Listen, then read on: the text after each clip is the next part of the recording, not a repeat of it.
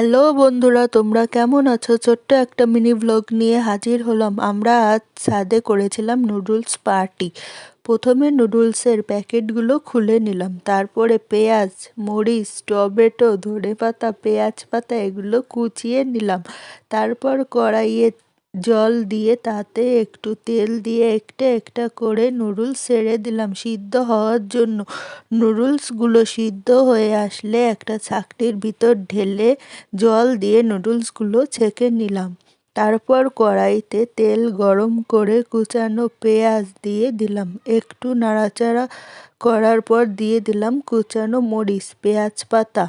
এগুলো লাল করে ভাজার পর দিলাম স্বাদমতো লবণ। তারপর টমেটো কুচিগুলো দিয়ে নাড়াচাড়া করে দিয়ে দিলাম soya sauce, tomato sauce, red chilli sauce. একটু নাড়াচাড়া করে প্যাকেটের মশলাগুলো দিয়ে নাড়াচাড়া করার পর নুডলসগুলো দিয়ে দিলাম। তারপর ধনিয়া পাতা দিয়ে কিছুক্ষণ নাড়াচাড়া করে নামিয়ে পরিবেশন করলাম গরম গরম নুডলস। ইশিকা, কেমন হয়েছে? ভালো, সেই স্বাদ হয়েছে। রাকেশ, কেমন হয়েছে ভাই? এই স্বাদ হয়েছে তো, খুব ভালো হয়েছে। কেমন হয়েছে স্বাদ? এই হয়েছে দারুণ।